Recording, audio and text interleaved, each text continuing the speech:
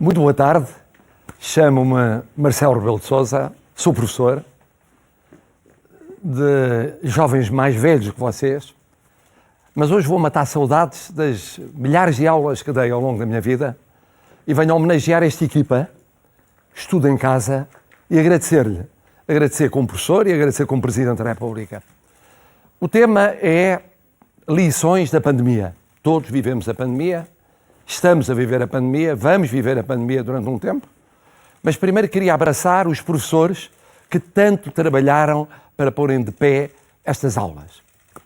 Os pais, os avós, que nunca estudaram tanto na vida, pelo menos nos últimos tempos. Depois vocês, que tiveram semanas e meses completamente diferentes. Mas queria agradecer ao Ministério da Educação, queria agradecer à RTP, queria agradecer à Gulbenkian, queria agradecer a todos os que permitiram este projeto. Foi sensacional e foi um grande serviço ao país. Lições da pandemia. Vocês sabem o que é uma pandemia. Uma pandemia é uma epidemia, isto é, portanto, uma doença contagiosa que está espalhada por um continente ou por vários continentes. Esta, a Covid-19, por todo o mundo. E quais são as 10 lições que eu escolhi desta pandemia? A primeira lição é muito óbvia. A coisa mais importante da vida é precisamente a vida e a saúde. Tudo o resto não é possível ou perde sentido sem vida e saúde. A educação, o trabalho, o divertimento, o desporto, nada disso é possível sem vida e saúde. E temos de agradecer ao nosso Serviço Nacional de Saúde, aos nossos médicos, aos nossos enfermeiros, aos nossos auxiliares, àqueles que fizeram técnicos diagnósticos, exames. Todos eles foram excepcionais, são excepcionais. Muitos deles dormiram fora das famílias dias, semanas, meses para não contaminar. É a primeira lição. A segunda lição é a de que se a pandemia é de todo o mundo, deve ser todo o mundo unido a tratar da pandemia. A prevenir, a evitar e depois a responder, a combater. Infelizmente isto não aconteceu. Não aconteceu. Em muitos momentos, cada um foi para o seu lado. E quem sofreu mais? As pessoas. E é bom que não venha a acontecer quando chegarem os medicamentos, quando chegarem as vacinas, para não serem só para alguns, serem para todos. Não pode haver cidadãos do mundo de primeira, de segunda, terceira e quarta em medicamentos e vacinas. A terceira lição que nós vivemos-la na Europa. Nós pertencemos à Europa, nós pertencemos à União Europeia. A Europa também andou distraída no início. Houve países que pensaram que escapavam ao vírus, como se o vírus não conhecesse fronteiras. Achavam que era de algumas apenas sociedades, de algumas economias. Mas a Europa percebeu. Tarde, mas percebeu. E apesar de tudo foi menos egoísta do que foi boa parte do mundo. A quarta lição é a seguinte: nesta epidemia o vírus pegava-se com muita facilidade. A gente de todas as idades. E, portanto, muitos de nós ficámos em casa durante semanas ou meses. Mas só pudemos ficar em casa semanas ou meses porque houve quem fosse trabalhar. Houve quem fosse trabalhar para não parar a economia. Houve quem fosse tratar da água, da eletricidade, do gás, do esgoto, do lixo, da segurança, dos transportes, das comunicações, dos telefones, dos correios, das mercadorias. E nunca é demais agradecermos, porque eles aguentaram, trabalhando com risco, aquilo que permitiu que nós ficássemos em casa. A quinta lição é uma lição que merece mais umas palavrinhas. O vírus atacou toda a gente, ataca toda a gente.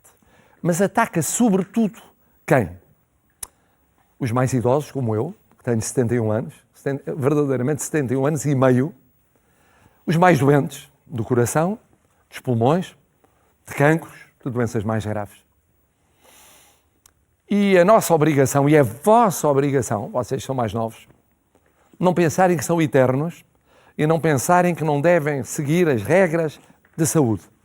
A máscara quando necessária, a distância quando imposta, os cuidados de limpeza, para proteger os mais velhos e mais doentes.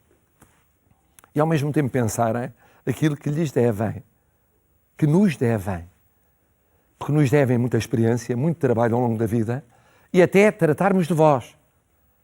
Levar à escola, trazer da escola, estudar, substituir os pais em muitas circunstâncias. Não se esqueçam disso.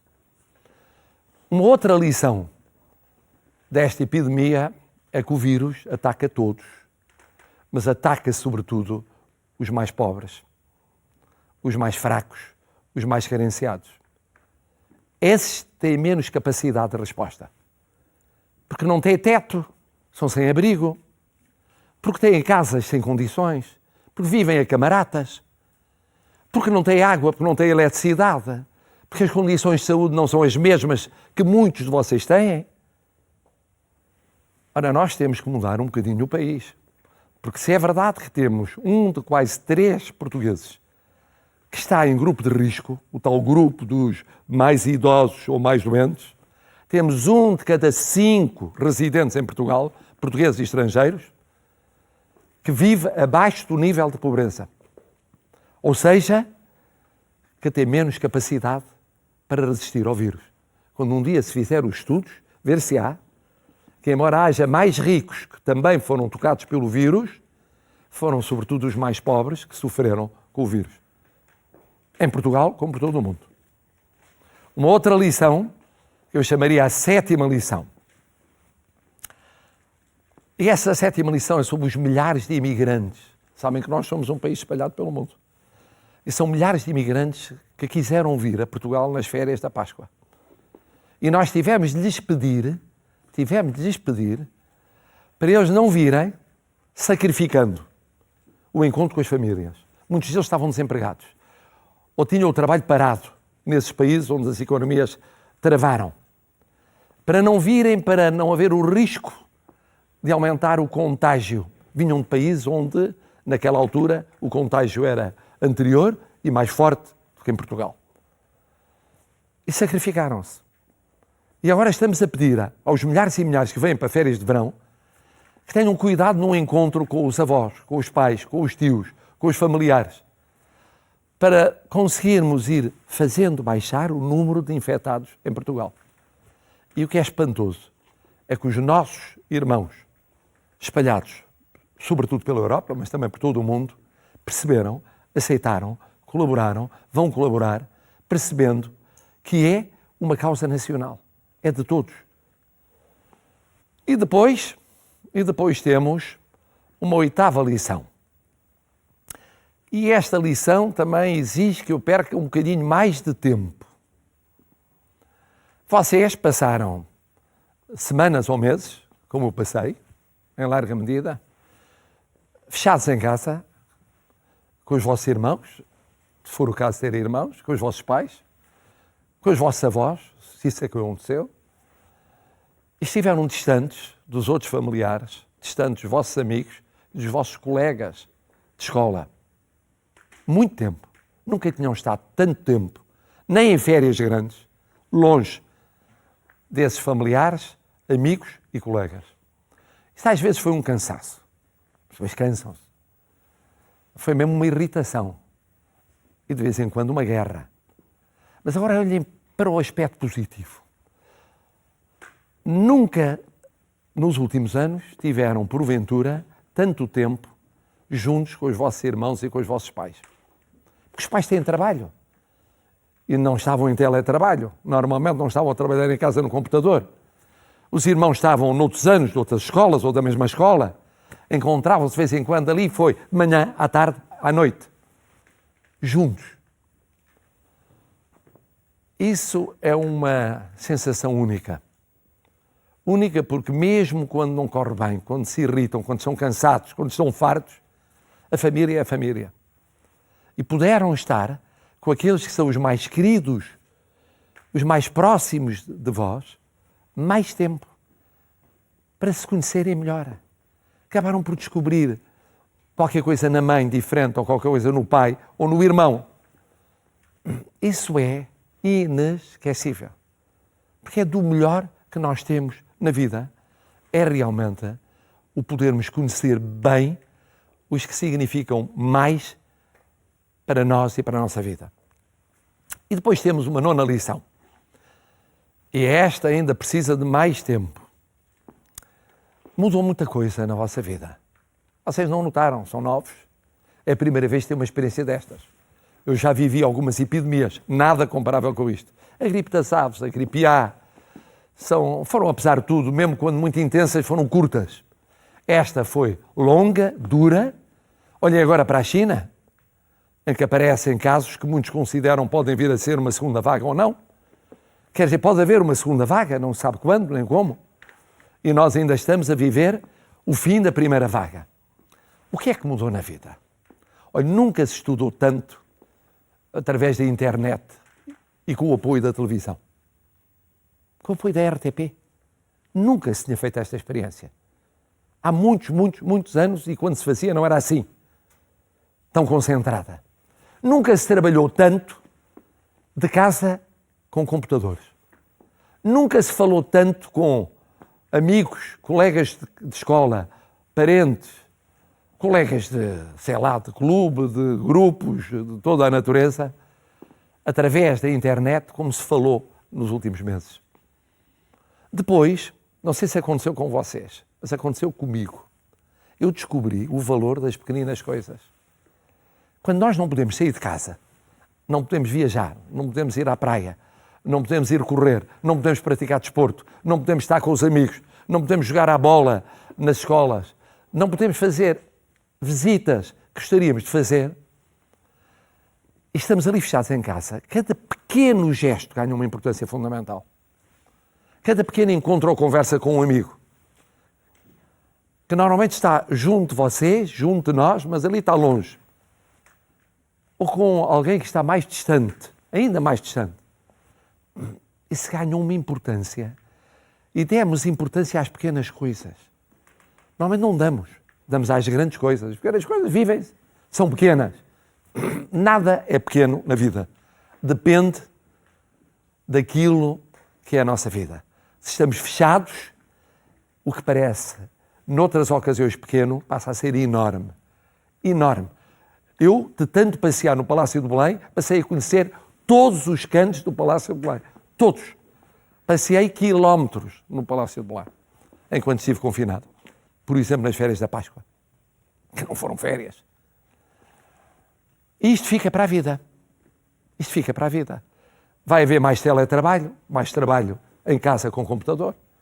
Vai haver no futuro mais experiências usando o computador, mais do que já se usa, e a televisão, e outros meios assim, para aprender e ensinar. E, por outro lado, percebe-se a importância das pessoas que normalmente são aqueles com quem nós estamos todos os dias e, de repente, ficamos distantes dessas pessoas durante semanas e meses. Nós, às vezes, chamamos a isso saudade. Mas se não fosse saudade, é a vontade de os encontrar. A vontade de ter experiências que foram proibidas durante aquele período de tempo. E agora pensem nas pessoas que vivem fechadas todos os dias da sua vida. Não estou a falar só dos presos. Estou a falar daqueles que, por causa da idade, ficam presos em casa, vivem em andares altos e não saem de casa semanas, meses, anos. Os que, por razões físicas, não saem de casa. Os que têm dificuldade de mobilidade, de movimentação e não convivem com os outros.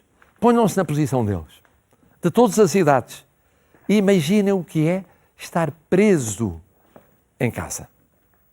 Vocês estiveram algum tempo presos em casa. Agora deem o valor daqueles que estão presos em casa contra a vontade, eternidades. Eternidades. Ora, vocês, assim como sentiram quando desconfinaram, que é um novo verbo que foi inventado, isto é, quando saíram, começaram a sair e começaram a encontrar-se, e devem encontrar-se com algum bom senso para ajudar a que de repente não haja o agravamento dos números dos contagiados e não se chegue ao risco de contagiar quem não tem a vossa resistência e, portanto, mais rapidamente pode ter problemas de saúde. Pois, ao fazerem essa experiência, vocês perceberam que muito da vossa vida, de facto, mudou. E mudou para sempre. Mudou para sempre.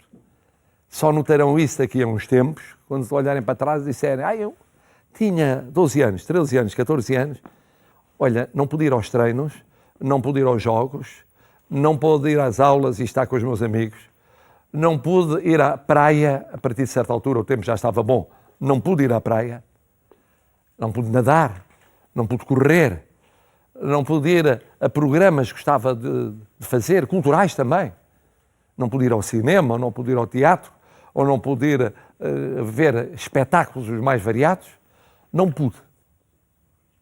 E depois, de repente, quando pude, sabem que no outro dia eu fui a um concerto, foi o primeiro concerto que houve depois do período de quarentena ou de confinamento. E de repente, quando entra no palco aquela banda que ia tocar, e mais os dois artistas que iam cantar, há um aplauso louco, que não era um aplauso aos artistas, era um aplauso à liberdade. Era um aplauso às pessoas dizerem, até que enfim, vamos fazer uma coisa que era normal, que era natural, e deixou de ser normal e natural. Agora chama-se o novo normal. Não é novo normal, é uma realidade diferente em que nós estamos a recomeçar a aprender. Eu, como sabem, nadava perto da minha casa, não digo todos os dias, mas muitas vezes, na semana, 2, 3 vezes por semana. E a minha casa fica perto da praia, e portanto eu ia a correr, nadava, vestia-me, ia trabalhar.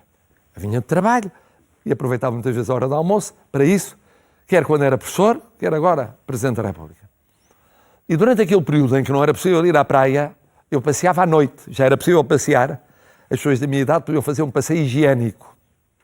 E o passeio higiênico eu não tinha animais, não tinha propriamente cães e gatos a viverem comigo, e portanto fazia um passeio higiênico sozinho. E evitava passar pela praia.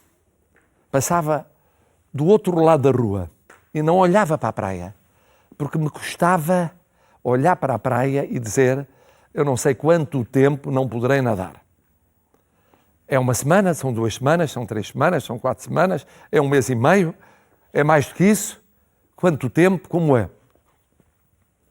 E que depois, quando pude ainda não nadar, mas se aproximava um momento da abertura da praia, eu atravessei a rua e passei a ir pelo passeio ao lado da praia. E a andar no paradão sobre a praia, mas não punha o pé na praia. O Presidente da República tem que dar o exemplo, não é? Portanto, não podia estar a pôr o pé na praia. E no primeiro dia em que pude nadar, soube-me como se fosse um dos primeiros banhos da minha vida.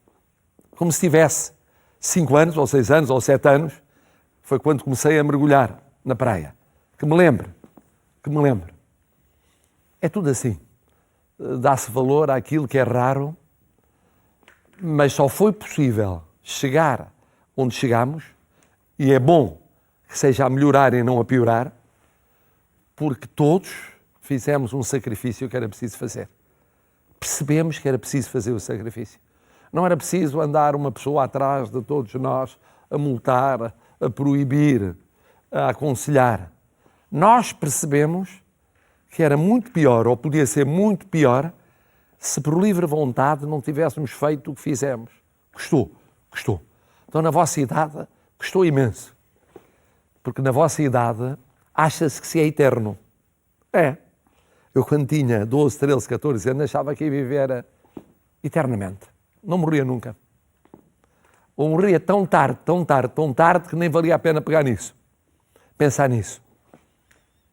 E depois descobre-se que apesar de tudo há crianças e jovens que morrem. Mas descobre-se outra coisa mais importante. É que somos todos solidários, mesmo que não sejam crianças e jovens, somos todos iguais a partilhar aquilo que é de todos. E por isso o esforço teve de ser de todos. E por isso o esforço tem de ser de todos.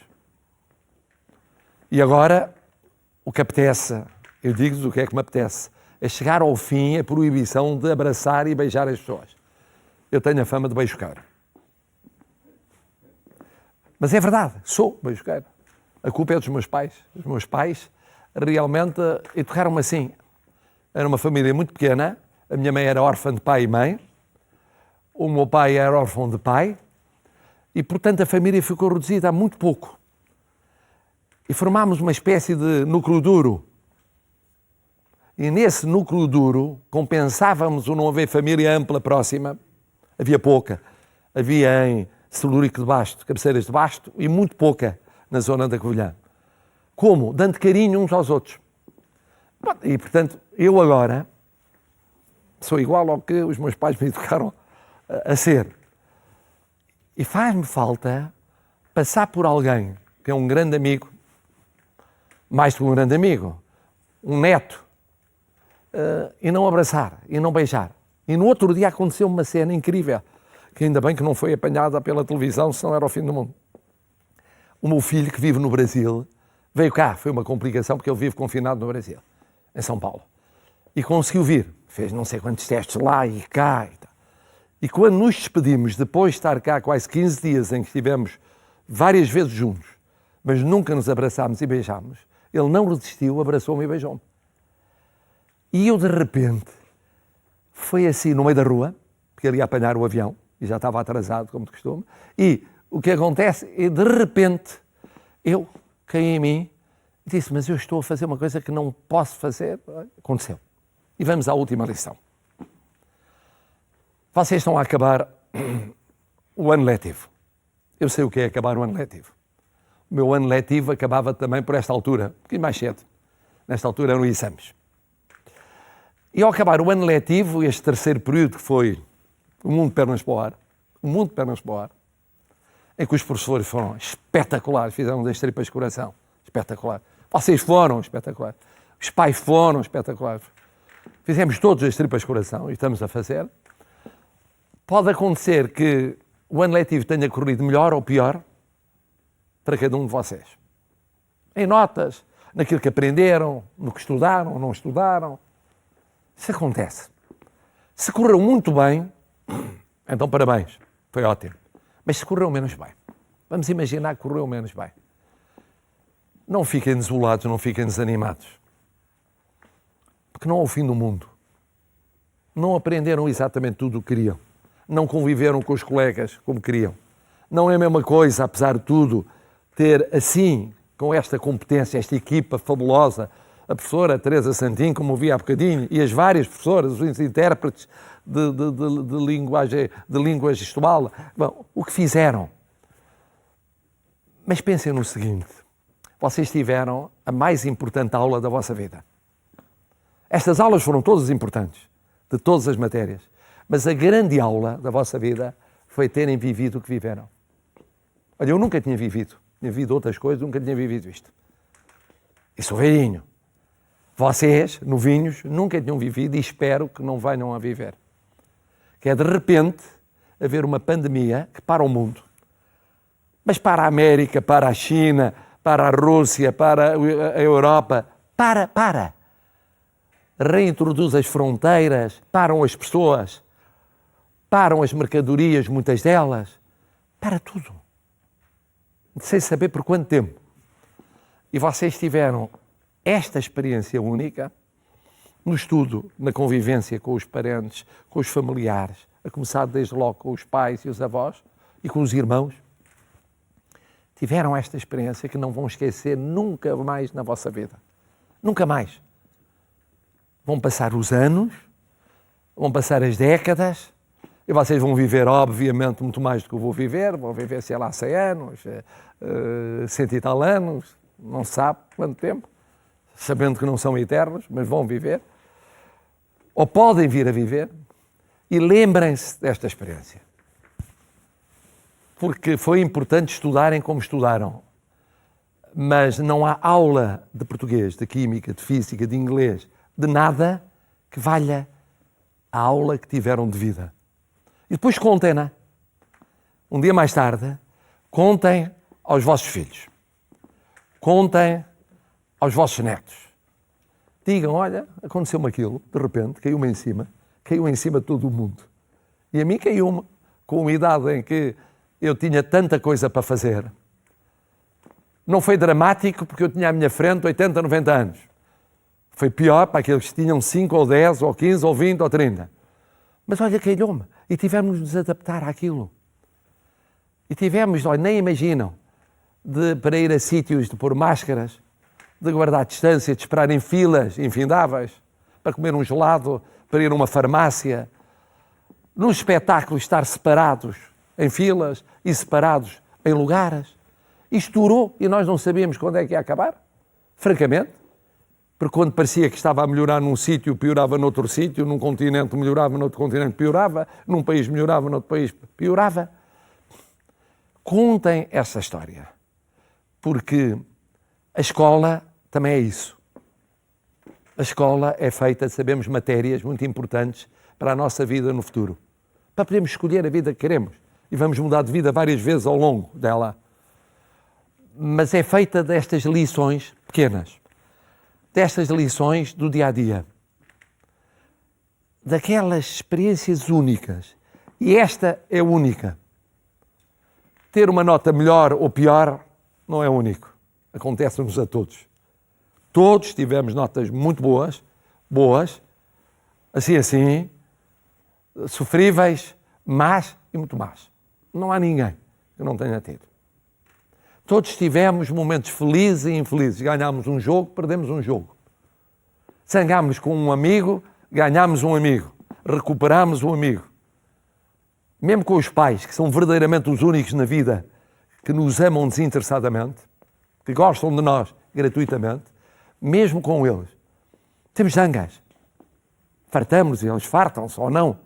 Com os irmãos, então não se fala.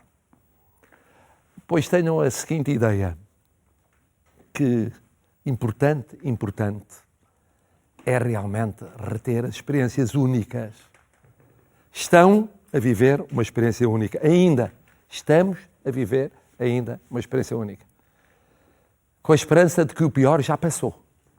Tendo trabalhado para que o pior já tivesse passado. Trabalhando para que o pior não regresse. Esperando que o pior não vai regressar. Mas é uma experiência única. E a vossa vida vai ser muito marcada também por ela. E é isto que tinha a dizer-vos. Como de costume, eu acabo sempre as minhas aulas antes do tempo. Fui sempre assim com o professor. É uma maçada, porque prevê tantos minutos, e aqui são 30 minutos. Eu vou acabar um bocadinho antes dos 30 minutos. Lá era porque havia perguntas. Aqui não há perguntas. E termino mandando-lhes um abraço, que é o abraço do Presidente da República, a vocês, e a todos os que viveram este mundo fascinante que foi estudo em casa, mas um abraço do amigo, porque um professor é sempre um amigo. É um dos amigos que se somam aos outros amigos. Não chega a ser um familiar, mas é perto disso. E é também um abraço do amigo Marcelo Rebelo de Sousa que eu lhes queria daqui enviar.